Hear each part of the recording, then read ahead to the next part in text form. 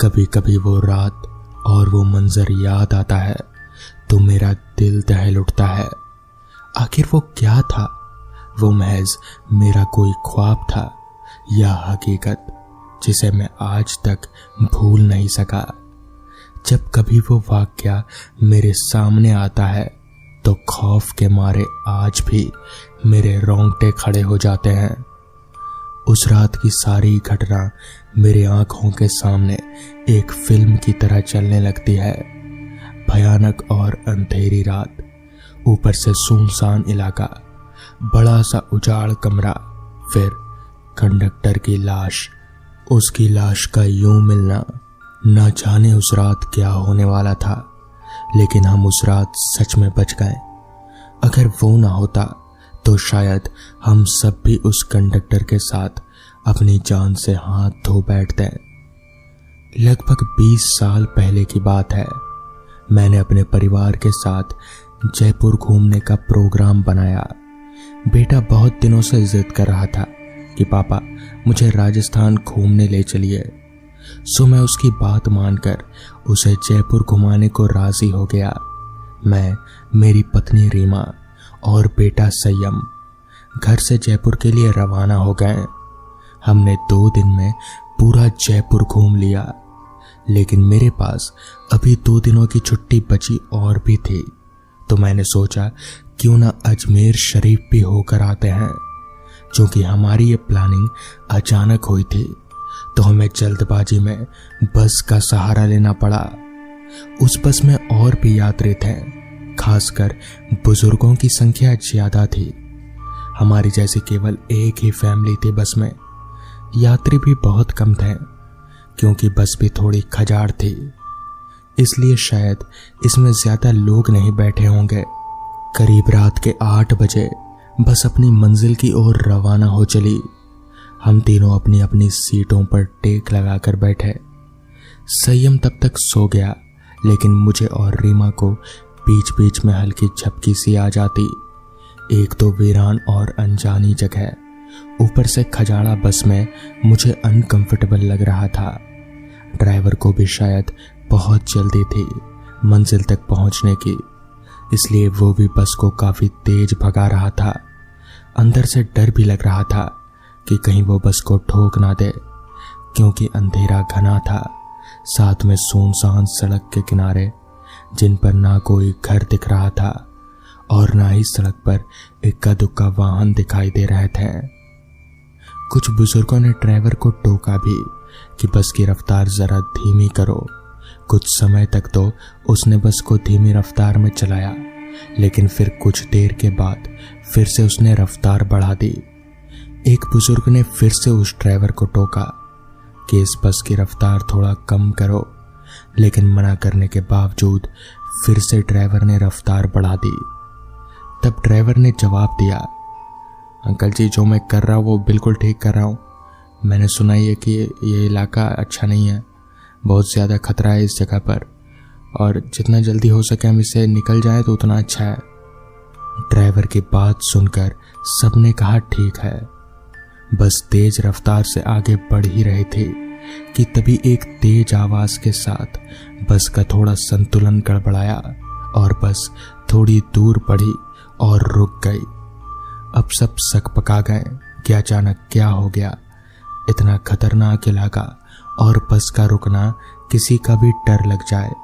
Driver ने अपनी torch जलाई, बस से नीचे उतरा और उसने देखा कि क्या बात है, बस को आखिर क्या हुआ है, वो रुकी क्यों। कुछ देर के मुआयने के बाद उसे पता चला कि बस के पीछे के दोनों पहिए पंचर हो चुके हैं और बस में एक्स्ट्रा पहिए भी नहीं है जिससे उसकी मरम्मत हो सके। अब क्या किया जाए, सभी सोच में पड़ गए। रेतीली अनजान जगह, अमावस की गहरी काली रात, जंगली जानवरों का डर और बस का यूं खराब हो जाना, सबके तो जैसे होश ही उड़ गए थे। अब क्या करें क्या ना करें, किसी को भी कुछ समझ नहीं आ रहा था। तभी कंडक्टर को थोड़ी दूर पर एक रोशनी दिखाई दी। उसने सबसे कहा, देखो वहाँ कोई रोशनी दिखाई दे रही है, हो सकता है कि वहाँ कोई गांव हो, चलो सब वहाँ चलकर देखते हैं, शायद रात भर के लिए कोई जगह मिल जाए। अगर एक कोठरी भी मिल गई तो सबके सब वहाँ एक साथ बैठकर रात तो गुजार सकते ही हैं। सब कंडक्टर की बातों से सहमत हो गए। सबने अपना अपना सामान उठाया और चल पड़े उस रोशनी की ओर। जैसे ही वो सब उस रोशनी के नजदीक पहुंचे तो वहां पर उन्हें एक बड़ी सी कोठरी दिखाई दी, जिसे देखने से लग रहा था कि वो कोई बहुत पुराना सराय है जहां भूले भटके मुसाफिर रुकते होंगे। सब कोठरी के दरवाजे के बाहर खड़े हो गए। ड्राइवर ने हिम्मत करके दरवाजे की साइकिल खटखटाई। एक बहुत ही बूढ़े व्यक्ति ने दरवाजा खोला। उनके सर पर एक बड़ी सी पगड़ी थी, गले में पुराने जमाने के कई आभूषण, कानों में कुंडल। कुर्ते के ऊपर भी उन्होंने एक सदरी पहन रखी थी और कमर में धोती। पैरों में पुराने जमाने की ऊंट के चमड़े की बनी मोजड़ी पहन हुई थी और अपने हाथ में एक बड़ा सा लठ ले रखा था। वो और उनका पहनावा बहुत ही अजीब था। तभी कंडक्टर ने बड़ी हिम्मत करके कहा, ताऊ साहब, बस पंचर हो गई है। हम सबको रात गुजारने के लिए अगर आपकी कोठरी में थोड़ी जगह मिल जाए तो बड़ी मेहरबानी होगी। इस पर उस कोठरी के मालिक बोले, डरने की कोई ज़रूरत ना है। ये सराय तो मैंने भूले भटके मुसाफिरों की मदद करने के लिए ही बनाई है। मैं चौधरी सुमेर सिंह और ये हमारी घरवाली धन्नो, हम ही लोग मुसाफिरों का ख्याल रखते हैं। अब आप लोग भीतर पधारो, हम लोगों से जो बन पड़ेगा आपकी मदद करेंगे। इस पर कंडक्टर बोला, बहुत बहुत धन्यवाद ताऊ साहब, बड़ी मेहरबानी जो इस अनजान जगह पर आपने हमारी मदद कर दी। इस पर चौधरी सुमेर सिंह बोले, इसमें धन्यवाद की कोई बात नहीं है, ये तो हमारा फर्ज है। हमारे को बहुत खुशी हुई जो आप लोग यहाँ पधारे।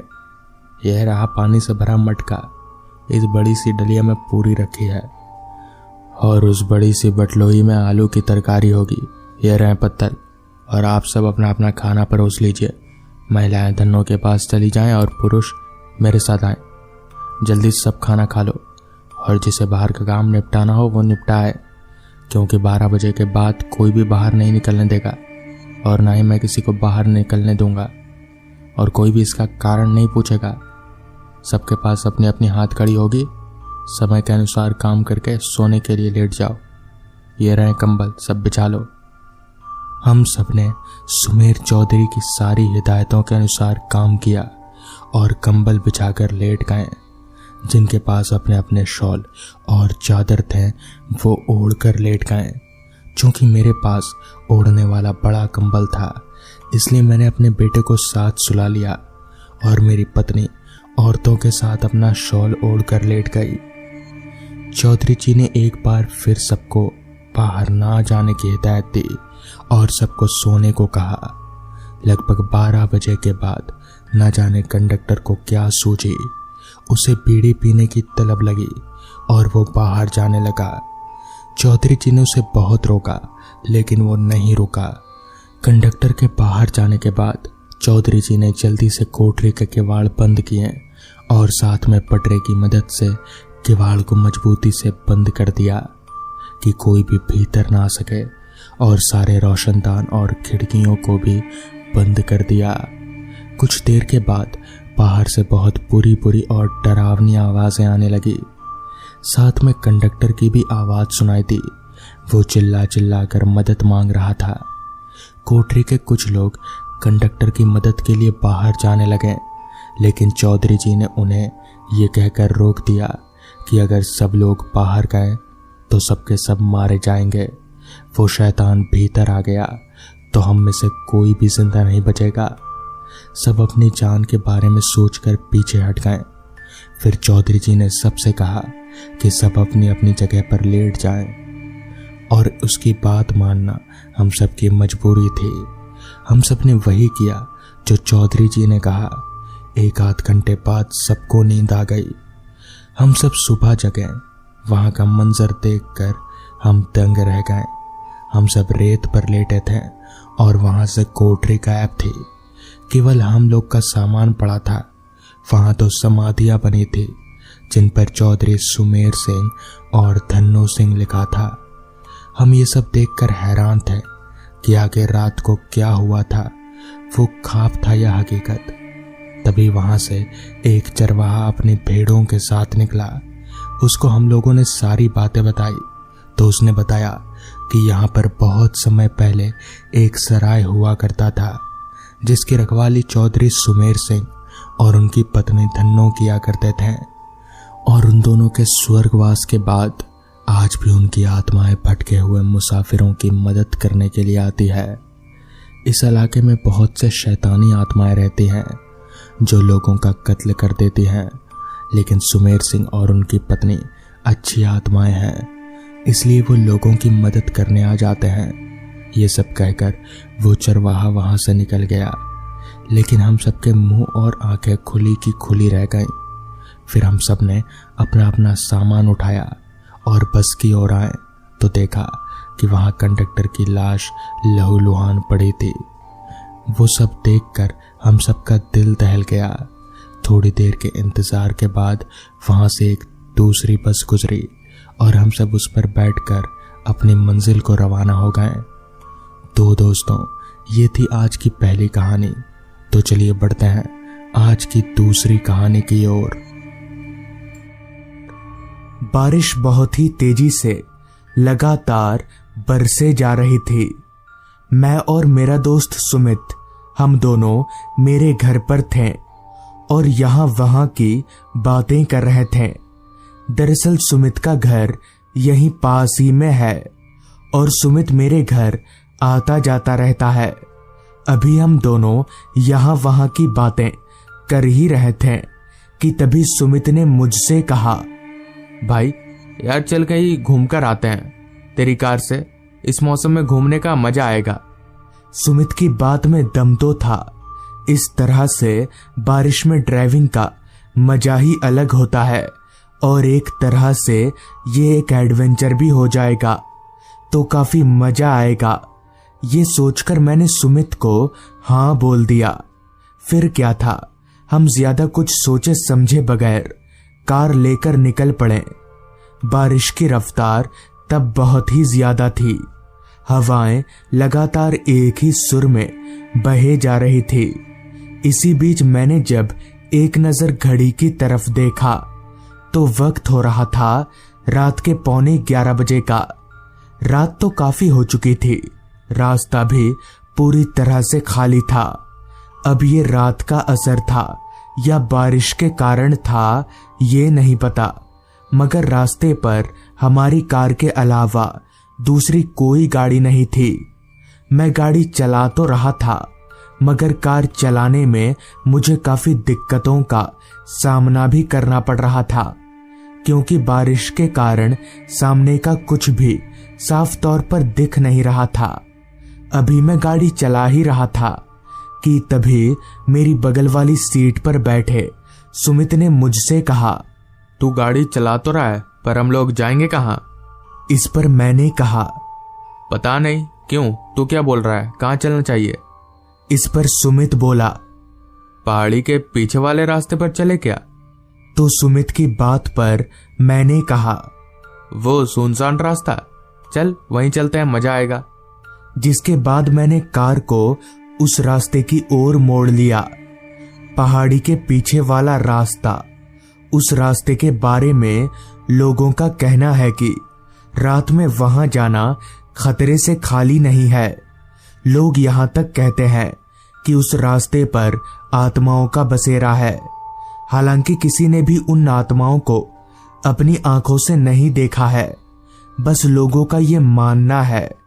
पर मैं और सुमित, हम दोनों दोस्त, इन बातों पर रद्दी भर भी यकीन नहीं करते थे। हमारा तो ये मानना है कि ये सारी चीजें अस्तित्व में ही नहीं है, इसलिए हम बेफिक्र होकर आगे बढ़े जा रहे थे। कार पूरी रफ्तार से चल रही थी। कुछ देर के बाद जब हमारी कार उस रास्ते पर पहुंची तो वहां का नजारा देखकर एक पल के लिए मुझ जैसे हिम्मत वाले का भी शरीर कांप सा गया। अंधेरे में डूबा हुआ रास्ता और आसपास का जंगल बारिश में काफी खौफनाक लग रहे थे।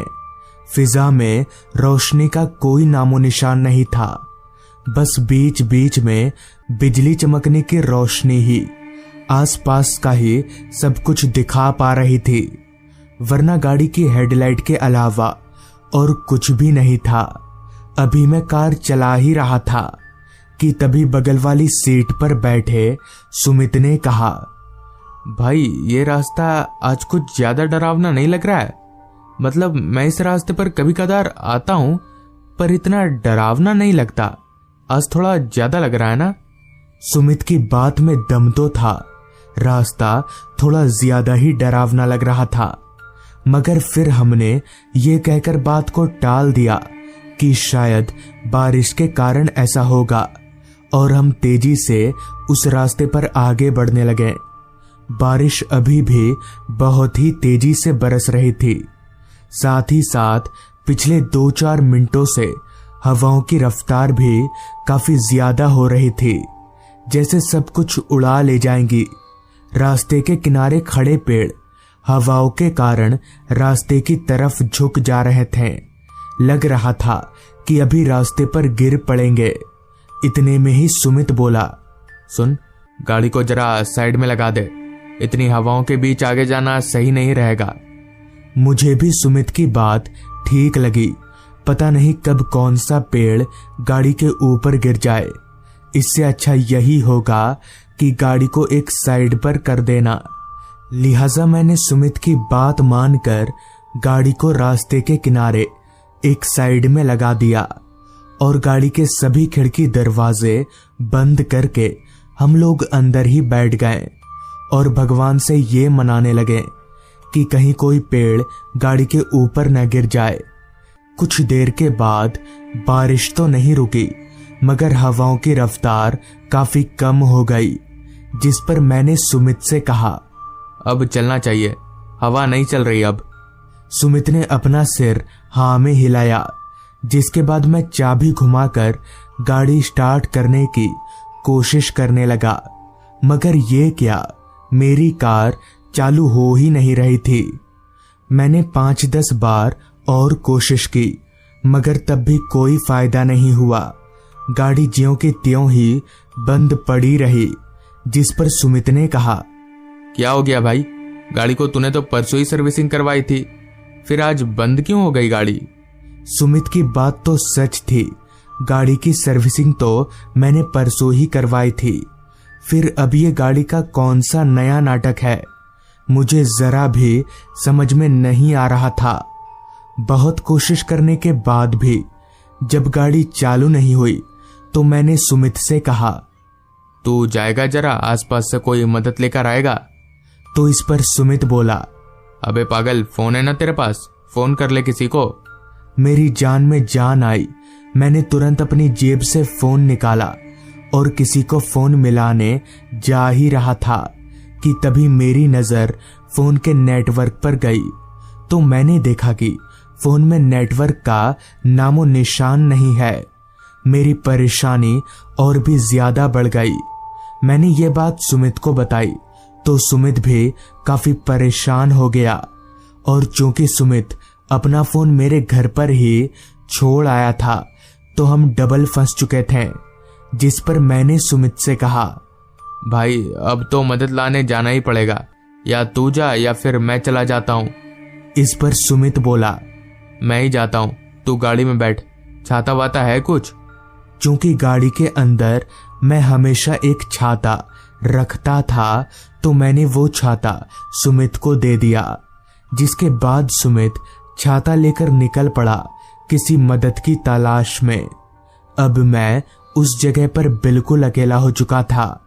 हालांकि मैं डरता नहीं था, मगर उस रात माहौल ही कुछ ऐसा था कि कोई भी डर जाए। गाड़ी के सभी खिड़की दरवाजे बंद थे। अभी मैं अपनी सीट पर बैठे बैठे सुमित के वापस लौटने का इंतजार कर ही रहा था कि तभी गाड़ी के पीछे की तरफ से मुझे कुछ आवाज आने लगी, जैसे कोई गाड़ी के पीछे वाले शीशे पर जोर जोर से दस्तक दे रहा हो। मैं तुरंत पीछे पलटा, मगर पीछे पलटते ही वो दस्तक की आवाज बंद हो गई और ना ही पीछे कोई नजर आ रहा था। इस घटना ने मेरे डर को थोड़ा और बढ़ा दिया। भला इतनी रात गए इस रास्ते पर कौन होगा? पर फिर मैंने सोचा शायद ये मेरे मन का वहम होगा। यही सोचकर मैं खुद को हिम्मत देते हुए अपनी जगह पर बैठा रहा।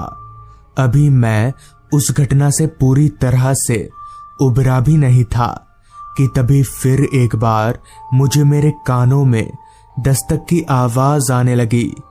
कोई शीशे पर दस्तक तो दे रहा था, मगर पीछे नहीं बल्कि मेरी सीट के बगल वाली सीट के शीशे पर। मैं तुरंत उस ओर पलटा तो सच में मेरी बगल वाली सीट की खिड़की पर एक आदमी खड़ा था और वो खिड़की के शीशे पर दस्तक देकर खिड़की नीचे गिराने के लिए बोल रहा था। उस आदमी को देखकर मैं थोड़ा चौंक सा गया। मुझे समझ नहीं आ रहा था कि क्या करूं, खिड़की खोलूं या नहीं। मगर फिर मैंने सोचा हो सकता है शायद इस आदमी को कोई मदद चाहिए होगी। लिहाजा पहले मैंने खिड़की को उतना ही नीचे गिराया जितने से मैं उसकी आवाज साफ तौर पर सुन सकूं। तो मेरे शीशा गिराते ही उस आदमी ने कहा, भाई साहब, मुझे कुछ देर के लिए गाड़ी के अंदर बैठने देंगे? दरअसल बारिश काफी तेज है।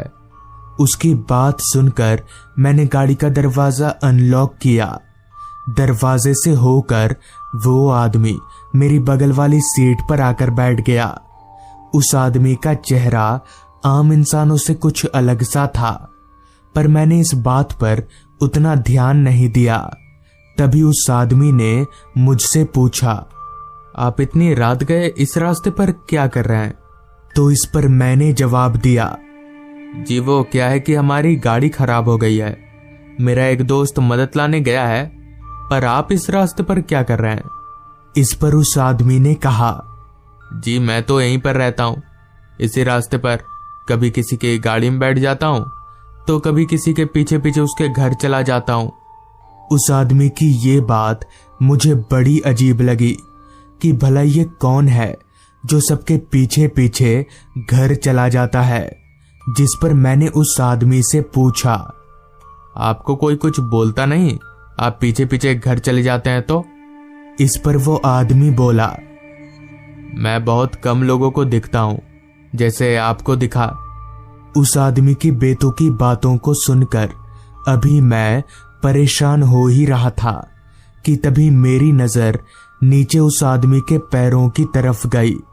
तो मैंने जो देखा वो देखकर मेरे पैरों तले जमीन निकल गई, क्योंकि उस आदमी के दोनों पैर पीछे की ओर मुड़े हुए थे, यानी उल्टे थे। अचानक से मेरा डर 7वें आसमान पर चढ़ गया। मेरी आंखें फटी की फटी रह गईं। मुझे कुछ समझ में नहीं आ रहा था कि अब क्या करना चाहिए। डर और घबराहट मुझ पर इस कदर हावी हो गया कि मैं वहीं पर बेहोश हो गया। फिर जब मेरी आंख खुली तो सुमित मेरे मुंह पर पानी के छींटे मार रहा था। वो उल्टे पैरों वाला आदमी गायब था। उस रात तो मुझे कुछ नहीं हुआ, पर वो था क्या ये आज तक पता नहीं चल पाया। तो दोस्तों, ये थी आज की कहानी। अगर आपको ये कहानी पसंद आई हो तो चैनल को जरूर सब्सक्राइब कर लें। तो मैं आपका दोस्त आर्यन जल्द ही मिलूंगा आपसे ऐसी ही एक कहानी के साथ।